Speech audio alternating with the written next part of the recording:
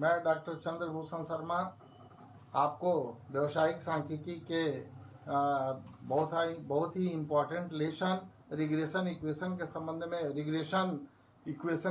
में प्रतीक विश्लेषण के संबंध में आपसे बात कर रहा था। पीछे दिन मैं रिग्रेशन इक्वेशन निकालना आपको बताया था। जब रिग्रेशन के संबंध में जानकारियां दी हुई हो पर डेटा जब दिया रहे तो किस प्रकार से आपको रिग्रेशन इक्वेशन निकालना है, ये बाकी रह गया था। तो मैं आज चर्चा करूंगा कि जब दो डेटा दिया हुआ रहे तो आप रिग्रेशन इक्वेशन किस प्रकार से निकालेंगे। आइए, डेटा दिया हुआ होने की दशा में रिग्रेशन इक्वेशन निकालना। यहाँ पर मैं क्वेश्चन को लिख रहा हूँ। मान लीजिए मैं लिखता हूँ मार्क्स इन हिंदी, ऐसा लिखा। मार्क्स इन हिंदी के प्राप्तांक 3, 6, 9, 18 और 13, ऐसा लिख दिया है ना। 18 और 13, 3, 6, 9, 18 और 13, 18, 13 ऐसा। और दूसरा एक मान लेते हैं। मान लीजिए ऐसा दिया हुआ है, मार्क्स इन इंग्लिश दिया हुआ है। मार्क्स इन इंग्लिश, अंग्रेजी के प्राप्तांक दिया हुआ है। मान लीजिए 16, 18, 19, 25 और 32 ऐसा दिया हुआ है। कुछ भी अपने मन से मान सकते हैं आप। ये दो डेटा दिया हुआ है। इन दोनों दिए हुए डेटा के माध्यम से किस प्रकार से निकालेंगे, तो एक डेटा को x मान लीजिए और इसको मैं y मान लिया। मार्क्स इन हिंदी को x माना और मार्क्स इन इंग्लिश को y माना। ये दो अपने मन से सपोज कर लीजिए। आप इसको भी मानेंगे तो भी कोई फर्क नहीं पड़ेगा, क्योंकि निकालने वाला जो आइटम है उसके हिसाब से इक्वेशन चेंज हो जाएगा। अब मान लीजिए इसको निकालने का दो तरीका है। एक को कहते हैं डायरेक्ट मेथड और दूसरे को कहते हैं शॉर्टकट मेथड। तो मैं पहले शॉर्टकट मेथड से आपसे चर्चा कर रहा हूं, फिर डायरेक्ट मेथड में क्या अंतर आएगा इसके बारे में मैं आपसे बाद में परिवर्तन कर दूंगा कि डायरेक्ट मेथड में क्या अंतर पड़ेगा। वो तो आप जानते हैं कोरिलेशन से। वैसे तो सबसे पहले आप इसमें से किसी एक को dx मान लीजिए, यानी डेविएशन निकालिए x का। किसे? एज्यूम्ड मीन से, माने हुए माध्य से किसी एक को मान लीजिए। मान लीजिए कि मैं मानता हूं a इक्वल टू इसमें से किसी को मान लीजिए, ये 9 है। a इक्वल टू मान लीजिए 13 से निकालता हूं, 13 से निकाला तो ये -10, -7, -4 +5 और 0 ऐसा हो गया। अब आप इसका स्क्वायर कर लीजिएगा, d²x, तो ये हो जाएगा 100, 49, 16, 25 एंड 0। अब इसका टोटल कर लीजिए, तो माइनस में 21 और प्लस में 5, यानी माइनस में 16। ये हो जाएगा 125, 135, 41, 50, 190। टोटल कर रहे हैं इसका 9, 6, 15, 5, 20, 6, 1, 7, 7, 8, 2, 9 ऐसा। अब इसमें से आप dy कर लीजिए, किसी एक को dy किससे निकाल रहे हैं? किसी एक को मान लीजिए मैं 19 से निकाल रहा हूं, तो -3, -1, 0, +6 और +13। अब यहाँ कर दीजिएगा d²y, तो ये हो जाएगा 9, 1, 0, 36 और 169। इसका स्क्वायर कर दीजिए। एक चीज और हमें निकालना पड़ता है, वो है dx dy। dx आपको पता है यहाँ एक सीरीज का, और ये y पता है dy, दोनों को मल्टीप्लाई कर देंगे आप, तो -10 मल्टीप्लाइड बाई -3, यानी ये हो जाएगा +30। फिर ये हो जाएगा +7 और ये हो जाएगा 0 0, फिर 5 और 30, 5 और 6 30 और ये हो जाएगा 0। अब टोटल कर लेंगे तो ये 67। एक सेकंड एक बार वेरीफाई कर लीजिए। 30 और ये हो जाएगा 7 और ये हो जाएगा 0, 30 और ये 0, 7 3 6 और 9 15, 15 1 16, 16 9 25 और 5 11, 215, 9 माइनस में -4 और +90 प्लस में 15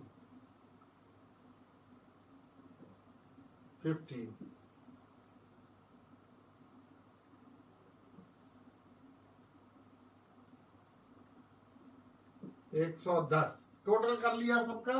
अब आप सीधा फार्मूला में रखेंगे। हम एक इक्वेशन निकाल रहे हैं, कौन सा? x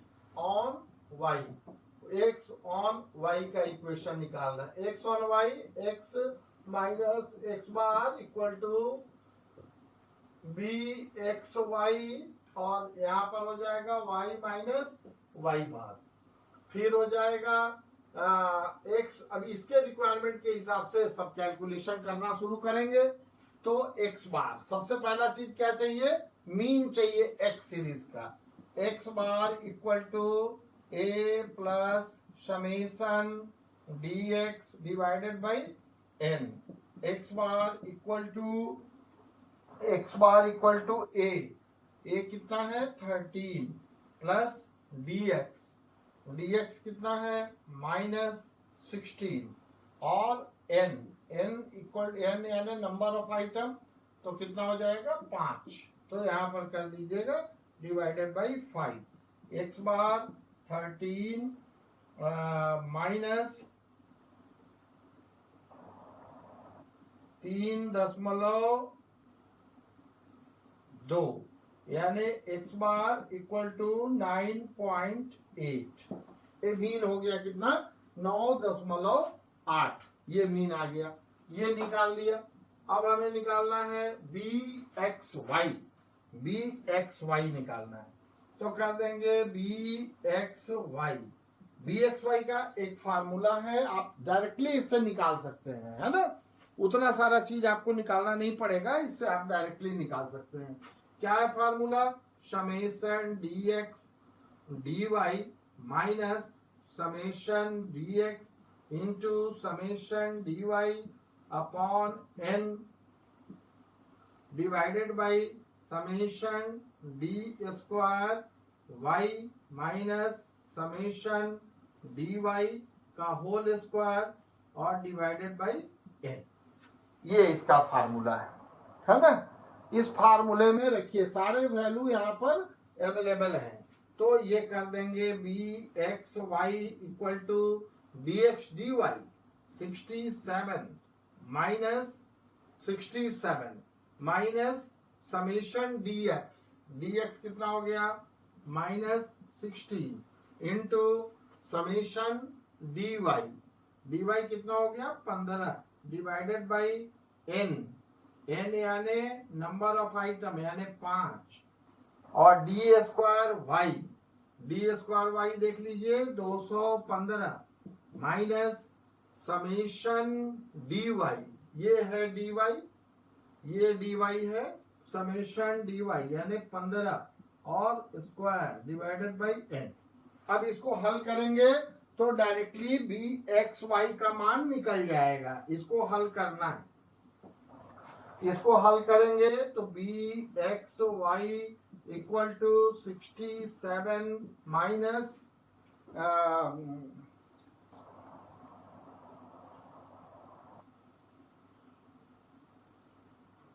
48। इसको कर लेंगे, इसको कैलकुलेटर से हल करिएगा तो ये हो जाएगा 240 डिवाइडेड बाई 5 यानी 48।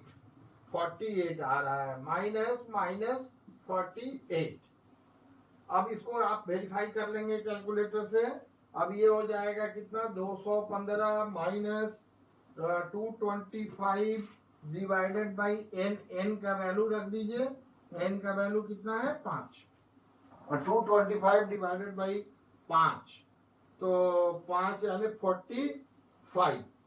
45 हो जाएगा। ये 45, इसको हल करेंगे तो 45 यानी bxy इक्वल टू 67 प्लस 48, और यहाँ हो जाएगा 180, यानी bxy equal to 115 divided by 180, ये bxy का मान निकल आया। अब इसको रख देंगे फार्मूला में। अब फार्मूला में bxy भी निकल गया। अब क्या चाहिए, y बार। y बार के हिसाब से भी हमारे पास पूरी इंफॉर्मेशन है। y bar equal to a plus summation dy divided by n। y bar a कितना लेके चले हम लोग y में, तो 19 प्लस समेशन dy का योग देख लीजिए यहाँ 15, और डिवाइडेड बाई कितना n यानी 5, यानी y bar equal to 19 plus 3 equal to 22। इस प्रकार से हम लोग y बार भी निकाल दिए। अब वैल्यूज को रख दीजिए फार्मूला में, x माइनस x बार कितना निकाल दिया है 9.8 इक्वल टू bxy कितना हो गया 115 डिवाइडेड बाई 180, और y माइनस y बार कितना हो गया 22। अब इसको हल कर दीजिए तो regression equation of x on y निकल जाएगा, और फिर कोई भी यदि y का मान दिया हुआ है तो उससे आप x का मान निकाल सकते हैं। इस प्रकार से हम लोग ये देख रहे हैं कि यदि पूरा डिटेल हमें नहीं दिया हुआ है, डिटेल मतलब कि यदि x बार नहीं है, y बार नहीं है, केवल दो डेटा r नहीं दिया हुआ है, स्टैंडर्ड डेविएशन x सीरीज का नहीं है दिया हुआ है, स्टैंडर्ड डेविएशन y सीरीज का नहीं दिया हुआ, केवल दो डेटा दिया हुआ था, marks in Hindi, marks in English. हमने एक को x माना, दूसरे को y माना, और फिर जो कैलकुलेशन, जो फार्मूला का रिक्वायरमेंट है, ये फार्मूला है किसका, x ऑन y का। यदि इसी फार्मूले को हम लोग y ऑन x के लिए लागू करें तो कैसा हो जाएगा, केवल इस फार्मूले के माध्यम से ये कैलकुलेशन, फार्मूला के रिक्वायरमेंट को आप देखिए, क्या रिक्वायरमेंट है, क्या क्या चाहिए फार्मूला के लिए, और फिर उसके अनुरूप आप जो जरूरी कैलकुलेशन है वो कर लेंगे। ये सब आप पहले कोरिलेशन में भी निकाले हैं, इस तरह का कैलकुलेशन कोरिलेशन में भी किया है आपने। अब यदि हम regression equation y on x के बारे में बात करें, y ऑन x निकाल रहे हैं, उसका फार्मूला होगा y माइनस y बार b y x, और यहाँ हो जाएगा x माइनस x बार। अब इसके हिसाब से भी लगभग सब चीज आपके पास अवेलेबल है, थोड़ा सा चेंज करेंगे फार्मूले में तो हम लोग पहुंच जाएंगे वहां। तो ये क्या हो जाएगा, y माइनस y बार निकाला है आपने, y सीरीज का मीन कितना है 22, byx ये निकालना है, ये निकालते हैं अभी, byx नहीं पता है, फिर कर दीजिएगा x माइनस x बार निकला हुआ है 9.8। अब निकालना है केवल byx। आइए इसी कैलकुलेशन में हम लोग निकालेंगे byx।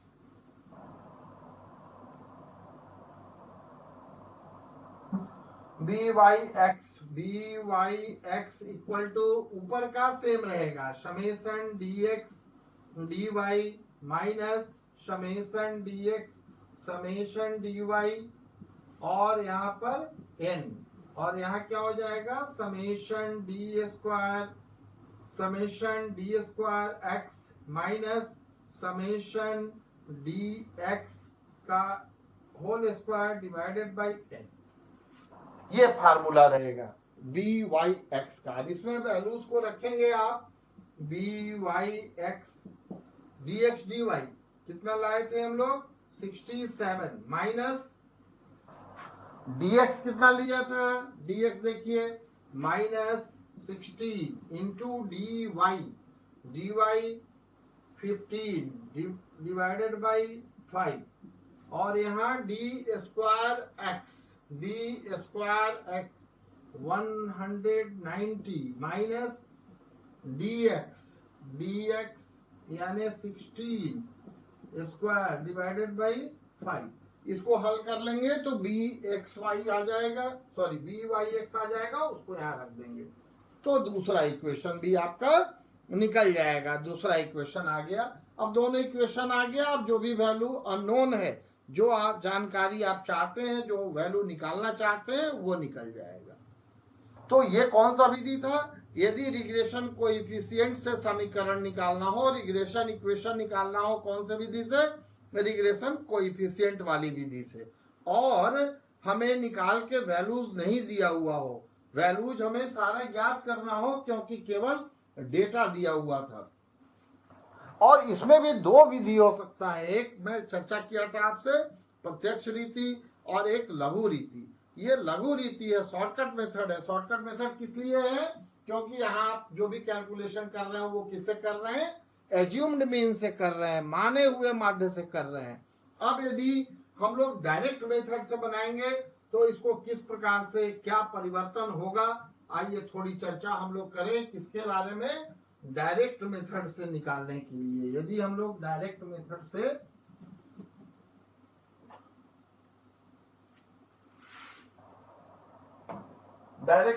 यदि निकाल रहे हैं किसको, रिग्रेशन कोएफिशिएंट को, B X Y and B Y X को,